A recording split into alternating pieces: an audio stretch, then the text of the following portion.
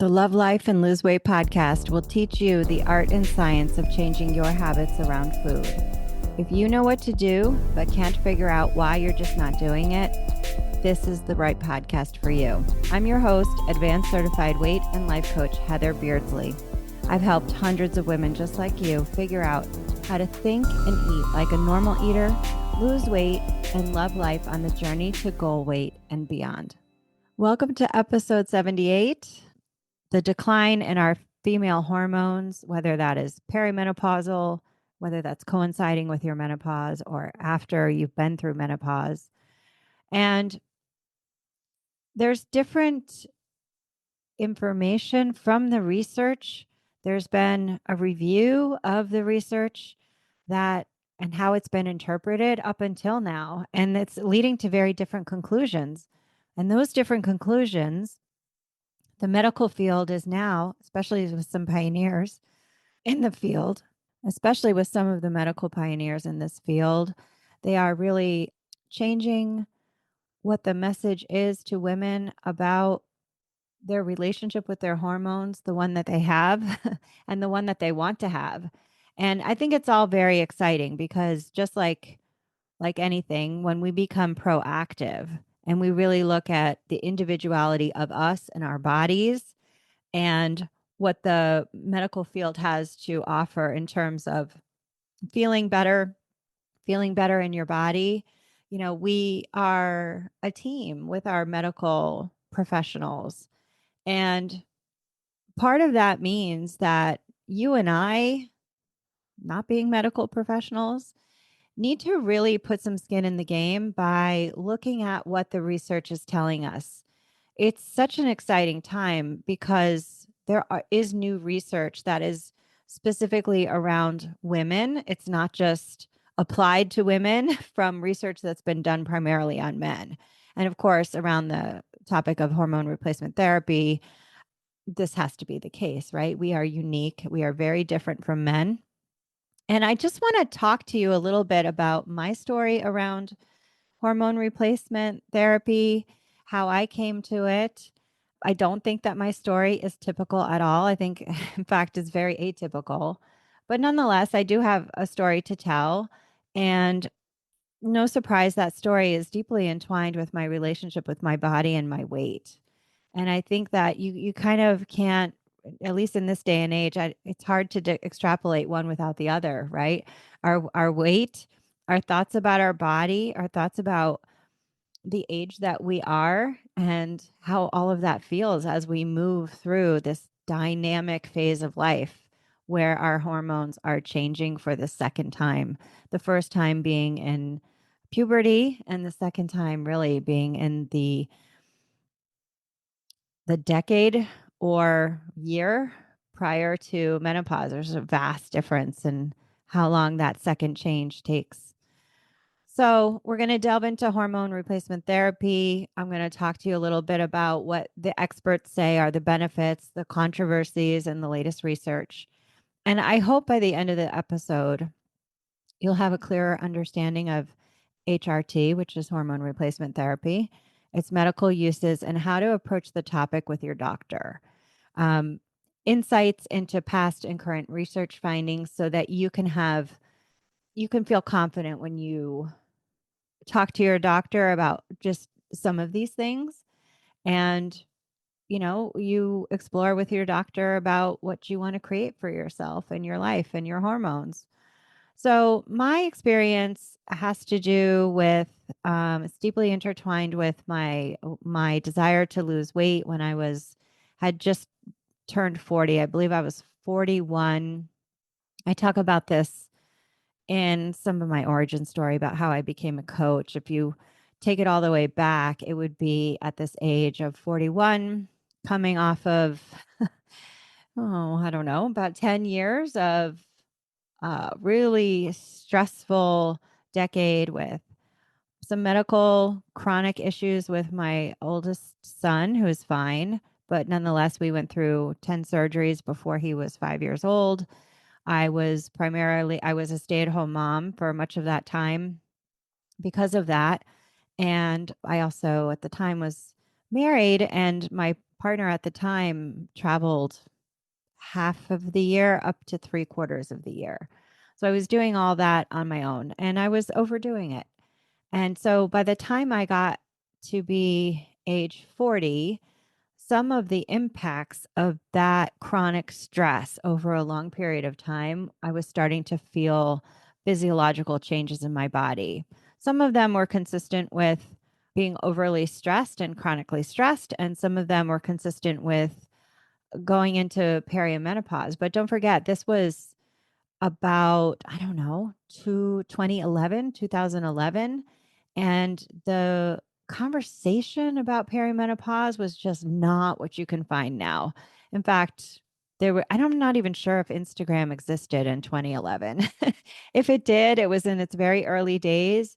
And there certainly wasn't a big presence of medical support professionals to help us even just connect with medical professionals who had something to say to support women who were feeling as crappy as I was feeling. So the main reason this happened for me, the hormone replacement therapy, was because I was carrying around about 20, 25 extra pounds, and I wasn't able to lose it at age 40, 41, like I had been able to lose it in my 30s before I had kids. And so I was deep in diet mentality. I was following traditional advice and I just ate less and I exercised more. And I just kept hitting the gas on both of those things, really trying to force my body to drop fat. And for me, in the presence of all of that stress and burnout over such a long period of time, what happened was my body just wouldn't let go of the fat. I think it was like I lost about 17 pounds and then it stopped completely. And so I worked out harder. I did more Zumba. I ate even less. I was on this, what is it called? You know, that diet that was the, it was like a hormone diet. I can't remember what it was called. It was like they give you like the pregnancy hormone. I didn't take the injection. I did like the natural kind. Anyway, it didn't work. Nothing about that was even effective, but at the end of the day, what happened was that I was eating about 800 calories for about 4 months straight. And at that 4th month, at that 17th pound, that was all my body was willing to do. If you told me, why are you in a dysfunctional relationship with food? Why are you having disordered thinking about food? Why are you starving yourself? That would not have resonated for me. I would have just said, no, no, I'm just dieting. I'm just trying to lose this extra weight that I can't seem to lose. And I would have not resonated with what that was at all. I didn't see it, and I didn't even see myself as having disordered thinking around food. So I prolonged what the very clear signals that my body was trying to tell me. It got to the point where I had taken a part-time job at Pottery Barn and I was helping customers and I felt like my thermostat all of a sudden in the course of an hour had completely broken. I was being racked with hot flashes that turned me the color of a Maine lobster when you boil it. I was that red in the face. I was soaking through my clothes, and this was happening probably every hour on the hour. And it didn't matter if I was trying to sleep or if I was in my waking hours. It was just fast, furious, and absolutely, completely dysregulating me. And emotionally, my nervous system, my relationships. I mean, I felt like I was having a nervous breakdown because after 2 weeks of being unable to sleep or regulate my temperature, I mean, I would go from shivering under 5 blankets with a turtleneck on in South Florida in the middle of summer to like just literally feeling like I was living on the surface of the sun.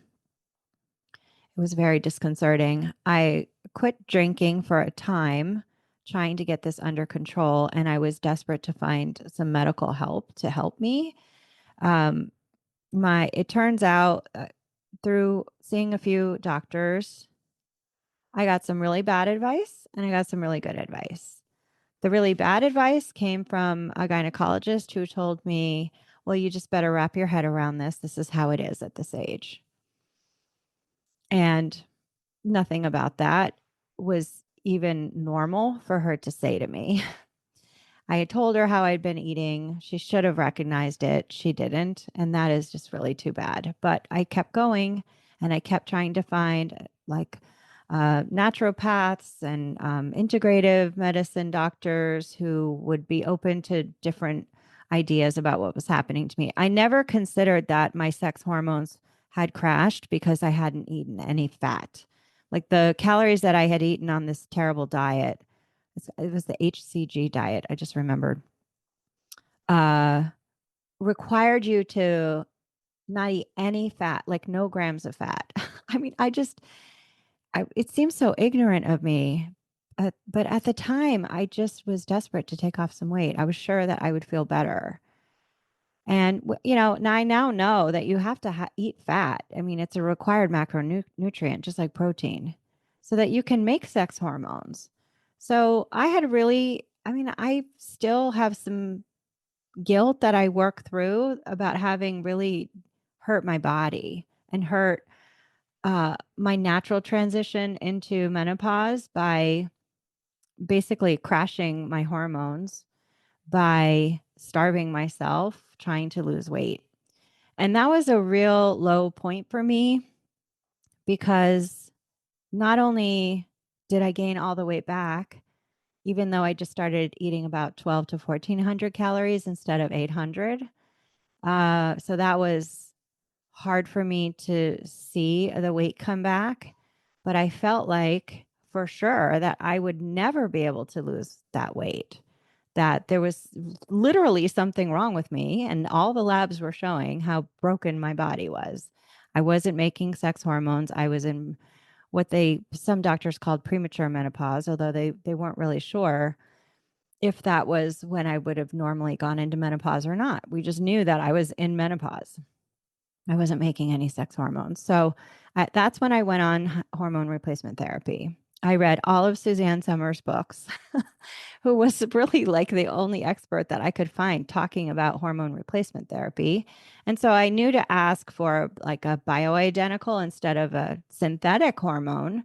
And I took, like they call it a troche, where you put it under your tongue. I did compounded creams. We tried all kinds of things. The other thing that happened was that my thyroid also I got hypothyroidism, which means my thyroid slowed down, which we know when you restrict calories for long enough, you will slow down your metabolism. Like your body's not stupid. It's not going to just freely lose weight until you waste away to nothing. It's going to downregulate your metabolism.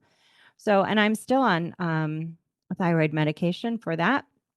I still need the help to get my metabolism going. And so there were long lasting adverse negative consequences from that form of restricted dieting. The silver lining that came from that was that I fully left behind diet mentality.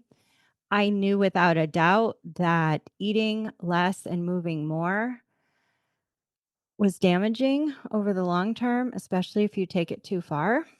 And that there had to be another way for me to heal my body and hopefully get back some of my own uh, hormones and hopefully get my thyroid working again. The other thing I had was adrenal fatigue, which you can look that up, but we're not talking about that today. I was a wreck, safe to say.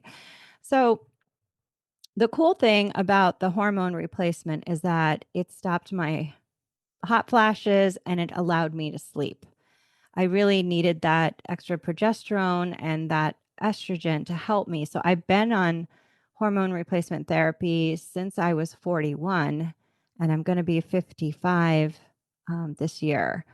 And thankfully, I found doctors who were okay with not only prescribing it for me for the original reasons, but also agreed that it was in my best interest to keep my hormone levels at a range that was not out of balance for somebody my age. And so you can tell that, like, as I was younger than somebody who typically goes through menopause, we kept my levels at my hormone levels at a certain level, and then we could tell by lab testing with my FSH levels, or follicle stimulating hormone, that was giving us clues as to where my body was in really trying to induce a period, even though I didn't have the hormone levels to create a period anymore. So I did get my period back in that 10 years before I turned 53. And, I felt a lot better. And I was able to,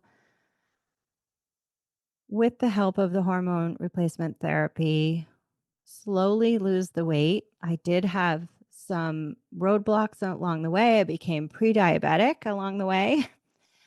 I also got non-alcoholic fatty liver along the way.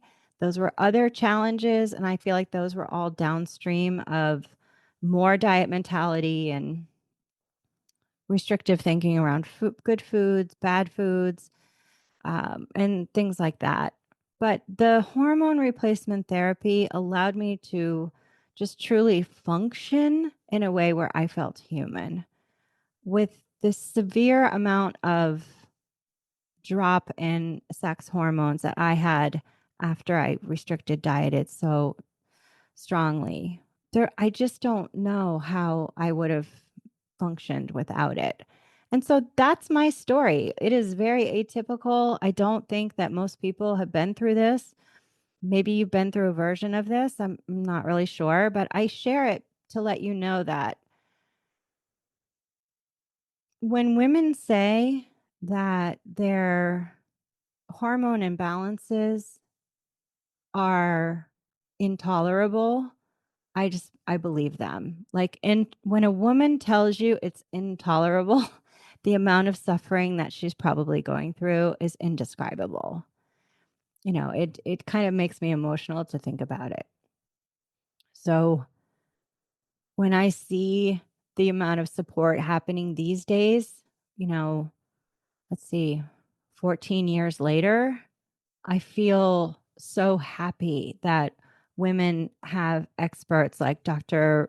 Mary Claire Haver and Dr. Stacy Sims and Dr. Gabrielle Lyon and some of these others, Dr. Vonda Wright, helping them navigate normalizing hormone replacement therapy if that is for you. And for those of you who are sort of outside the lines of what, like, qualifying or a doctor feeling good about prescribing it for you, there are a lot of ancillary things that you can do too, like with testosterone, for example, is one of them. So there's a lot of answers that even I don't even know a lot about, but there are certainly experts that have a lot of free content out there. And I would really encourage you to get on Google if you want support and hear what they have to say and see how that might relate to you and your specific situation. So let's talk about what exactly hormone replacement therapy is now that you've heard my story. Oh, by the way, I'm still on hormone replacement therapy. While my hormone levels were both recovering and wildly swinging because I was in perimenopause, um, I did a lot of compounding of my hormone replacement therapy. I believe I've always taken an oral progesterone, but the estrogen and the testosterone that I took would be in varying different amounts depending on how estrogen dominant I was or not. And that changed a lot. Like, certain years I wouldn't be making enough, and other years I'd be making a lot. And sometimes it would really change from month to month. And so having a cream that I could figure out, like, and change in real time how much I took depending on how I felt, because I became an expert in knowing, like, oh, I feel this way, so I know I don't need as much, or oh, I feel this way, so I know maybe I'm having too much estrogen and I can back off a little bit. That really helps. Um, these days, because I'm postmenopausal, the levels of whatever I do make now, it's quite low and it's quite consistent, which is kind of like the silver lining of being postmenopausal.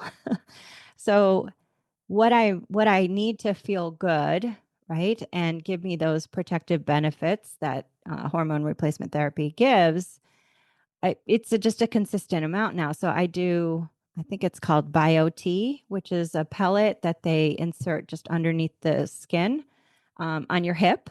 I get it for me, it's about every 4 months. And then I don't have to apply. I don't have to worry about forgetting. I just make that appointment with my doctor and I get the pellet and I get my estrogen and testosterone that way. And the progesterone I still take in pill form. So it's pretty simple regimen, and I wouldn't change it for the world. I really feel better than I did all throughout my 40s at age 54 right now. Okay, so let's move on to hormone replacement therapy. Its role is primarily to supplement the estrogen and the progesterone during perimenopause or postmenopausal. You don't really know when you can't predict when you're going to be in menopause because it means you haven't had your period for at least 12 consecutive months. And so we don't really know when that date happens. You only know after the fact. And it's just a moment. And then once you go a year or more without a period, now you're all of a sudden postmenopausal. In case you didn't know that, it's kind of odd. But it's used for alleviation of menopausal symptoms like hot flashes and the night sweats and the mood swings. It's also prescribed for the prevention of osteoporosis and related fractures. So if you have a high risk and or you know that you have a diagnosis of weak bones, your doctor could prescribe hormone replacement therapy to help mitigate what's happening with your bones. It can also be prescribed to address vaginal dryness, discomfort during intercourse, and or I've also heard this from Dr. Kelly Casperson, who is another expert in the field. Urinary incontinence can be alleviated through hormone replacement therapy. And go find her and her information about this if you are interested in that. So let's talk about how to talk about HRT with your doctor. So the first step that you should do is to really take some time to reflect and identify what your symptoms are. I want you to rate their severity and their impact on your daily life. So this means getting on Google and researching what these hormones do for you when they are in balance and what are some of the symptoms when they're not in balance. Like, for example, one thing that is really common and that most women maybe hopefully know is that when you have less progesterone in comparison to the amount of estrogen that you're either making or taking, a, a hallmark symptom of that is it's fine for you to get to sleep, like that's not a problem, but you tend to wake up in the middle of the night. That's like a classic symptom of low relative progesterone to the estrogen that you have. And it's always in relation to each other. So waking in the middle of the night, when I hear my clients talk about that, I always say, why don't you talk to your doctor about this and ask about what your progesterone is doing on your labs? Ask that and look at those numbers so that you can see if there might be too much of a level and you might want to talk to your doctor about supplementing. Okay. So familiarizing yourself with hormones and what they do, some of the negative effects of when they're unbalanced, and some of the positive effects of when they're balanced, what you want to get from that inquiry is an ability to clearly articulate what you're experiencing.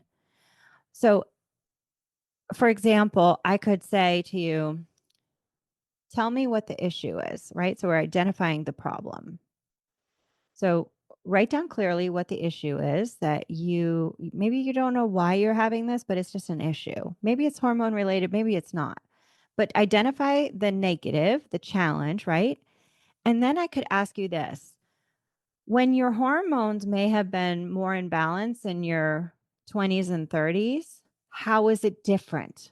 So you could relatively compare if it's say lack of sleep like we referenced earlier. Did you ever used to wake up in the middle of the night, or is this something brand new? And when it is brand new, when did it start? Can you really think back about when this started? How old were you? What was happening in your life that coincided with this? This will help you create, I call them like breadcrumbs of data to help create a data-driven story about what's happening with your health and your symptoms. Your medical history is also important here. Share like your labs, share personal history, the health history of your mother and your father, right? Or maybe even your siblings to help piece together what may be going on with you. This really helps your doctor a lot. Risk assessment. Talk to your doctor about potential risks and benefits about hormone replacement with your particular health profile. And, you want to address this. Every doctor is going to have their own unique perspective based on their training and their areas of expertise. From what I understand, some doctors really don't, like maybe general practice doctors, maybe they're not as familiar with HRT, but maybe they might refer you to a gynecologist for that. You could talk to either one. It just depends on the unique individual of in your profession or in the medical field that you go to. Let me redo that, Jake. So who you talk to hormone replacement therapy with and get treatment from will depend on your medical professional's comfort level with prescribing. And some are more comfortable and familiar with it than others. It doesn't make them bad doctors or one's better than the other. You just have to find the doctor who is able to help you. That's just focus on that. And if you need to meet with a bunch of doctors, I would say it's worth it. So you can also ask your doctor about non-hormonal treatments and lifestyle modifications because we know that it's not as though everything else is secondary to HRT. We know that lifestyle and the factors in your lifestyle that can affect how you feel is not just like the heavy hitter of hormone replacement therapy. Your stress levels, your nutrition, your movement, your exercise, your amount of muscle on your body, these are all big players. So you want to look at all of them, not just hormone replacement therapy. But hopefully if you do, and it is a good fit between you and your doctor, you supplement what you're doing with hormone replacement therapy with other ancillary supportive lifestyle practices that don't just leave all the heavy hitting to the hormone replacement therapy. Okay. So encourage a dialogue with your doctor and seek second opinions if necessary. So next, let's talk about this Women's Health Initiative study that has both been responsible for steering women away from hormone replacement therapy decades ago, and is also now in review of that big study, opening up the doors back up to hormone replacement therapy with systemic reviews that have been done of that study. So what was it? It was a 2002 study called the Women's Health Initiative that in its initial conclusions linked hormone replacement therapy to increased health risks, leading to widespread fear and decline in usage of HRT. So, this is where doctors and also women in general got the idea that it's just not safe to take hormone replacement therapy based on those initial discoveries. So, there were some misinterpretations we now know, and there's some critiques about how the data was interpreted. Some of the flaws in the study was that the Women's Health Initiative primarily looked at older women who were far beyond menopause, and putting them on hormone replacement therapy is not representative of what somebody who is newly entering menopause or approaching menopause and the results that they would get. So it wasn't a good study population. The other thing was that it was a risk contextualization, which means the risks were overstated without considering individual factors of those women. So, again, to bring this back to you, you don't want to make broad assumptions about whether HRT is right for you. You need to look at it with your doctor, your medical professional, and apply its potential positives and negatives to you as a unique person with your unique health profile and physiology and risk factors and all of that. Also, recent findings are indicating that hormone replacement therapy is beneficial and safe for most women if they start under the age of 60 or within 10 years of menopause onset. That's the general conclusion. And I have heard some experts in the field still take issue with some of these conclusions, but safe to say, it's opened up the doors to that individual consideration with your medical professional. And I think that alone is like a huge win for options for women. Whenever women have options for how they can thrive and feel good in their bodies and in their health, I think that's a wonderful thing. So I am just cheering this from the sidelines. Really, I couldn't be happier about what's happening right now. So there are some consequences of this misinterpreted data on an entire generation. So because the Women's Health Initiative had these conclusions that were false, if you will, or falsely applied, it impacted a generation of women that weren't really given the option of hormone replacement therapy, especially because we know it helps with specific things like weak bones and osteoporosis. So it's no surprise there were increased cases of osteoporosis linked to higher fracture rates in that generation of women. There was a potential rise in heart disease due to untreated menopausal symptoms. We know that heart disease risk goes up dramatically to it's like either meet men's or be approximate to men's risk for cardiovascular disease once we lose that protective effect of estrogen that we lose in menopause. So that's an increased impact on women's health as well. And never mind this emotional and quality of life effect. Like I think about that previous version of me, if she hadn't been able to find a doctor who prescribed hormone replacement therapy, I don't know what the quality of my life would have been.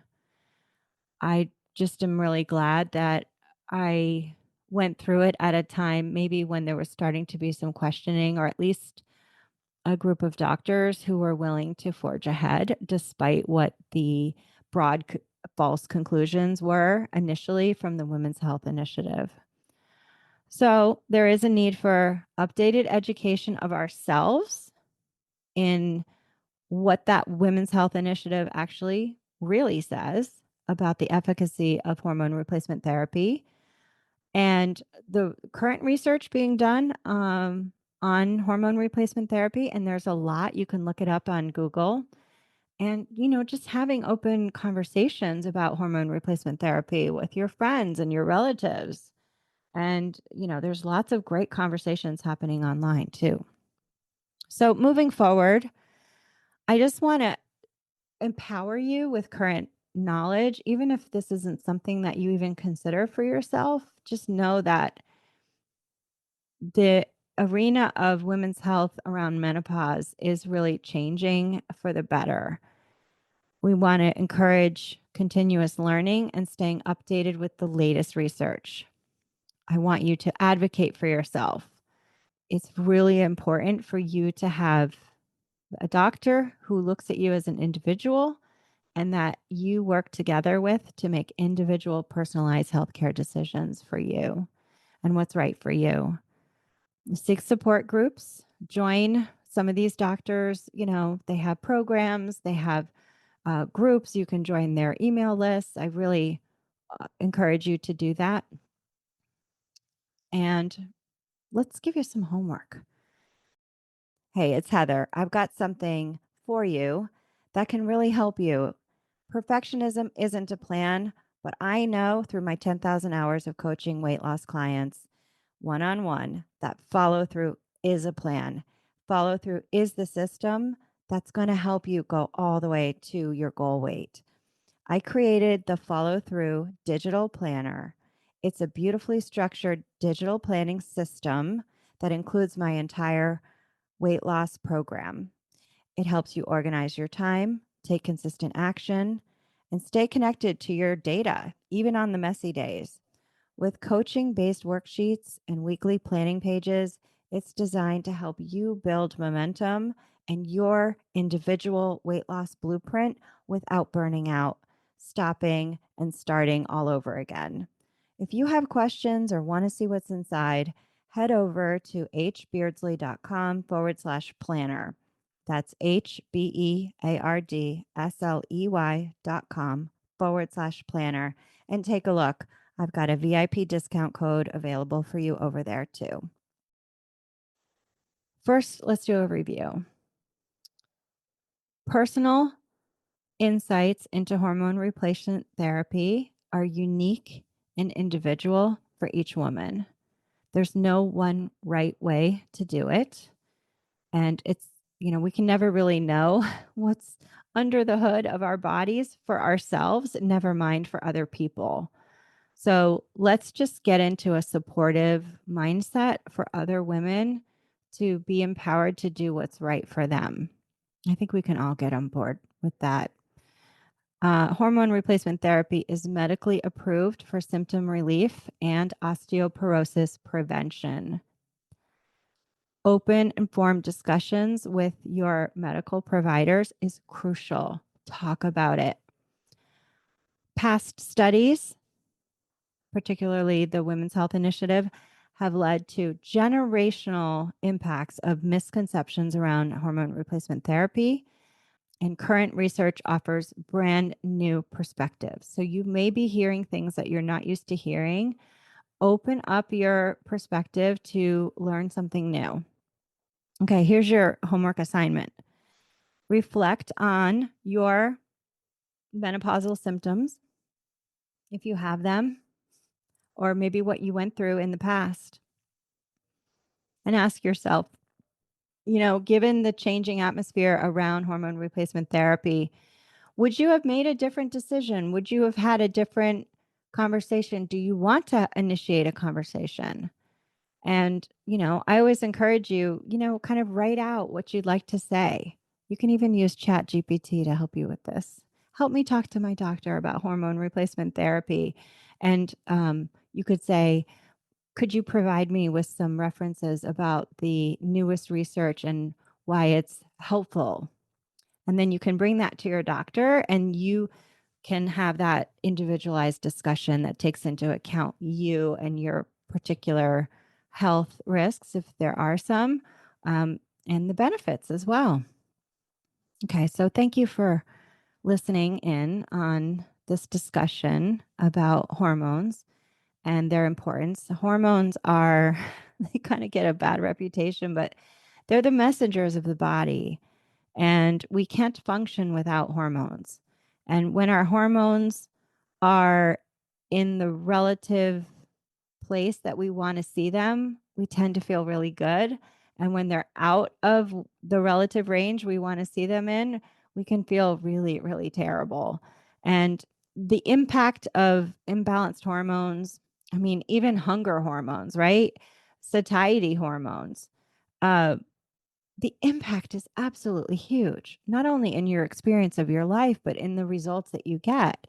So learn about your hormones. It's never been easier to learn and become an expert in this field. It's really cool, I have to say. After my hormone crash at age 41, nowadays, because I spent so many years learning about my hormones and what it feels like to be estrogen dominant and what it feels like to be estrogen deficient, I speak the language of my body so well. I know what my body is trying to tell me. And I think there's very little in life that is more gratifying than being able to effectively translate what your body is trying to tell you about what it needs. And when you have that ability to translate what your body needs and then go out into the world and advocate for yourself and experiment and try some new things, or just decide if something is not for you and then you want to look at other things, that's a life that's self actualized. That's a life of somebody who is steering the ship of their life. And I think that's what it's all about. And I wish that for each and every one of you. I want to recommend homework. Reflect on some of your hormone journeys and what you might have done differently or what you would like to do differently from here, and maybe what your action item is to talk about with your doctor. And then, make the appointment, follow through with it. A few books that can help you. One is called Estrogen Matters by Dr. Abram Bluming and Dr. Carol Tavris. And another one is called The Estrogen Fix by Dr. Mache Seibel, Seibel. There is a society called the North American Menopause Society. There are doctors who have menopause certification specialties. And I'm sure you can find a list of a professional near you who specializes in the health of menopausal women. If you're looking for somebody like that, you can go to www.menopause.org. And let's keep the conversation going. Visit me on Instagram at Thrive in Midlife on episode 78 Reel, and let's keep talking about it. Okay, stay focused, and so long. Hey, if this episode resonated for you, then let's connect. Visit hbeardsley.com/subscribe. That's HBEARDSLEY.com/subscribe and become a VIP subscriber. You'll learn how to work with me. You'll get 2 free gifts, access to exclusive VIP content, and get a discount on the digital follow-through planner.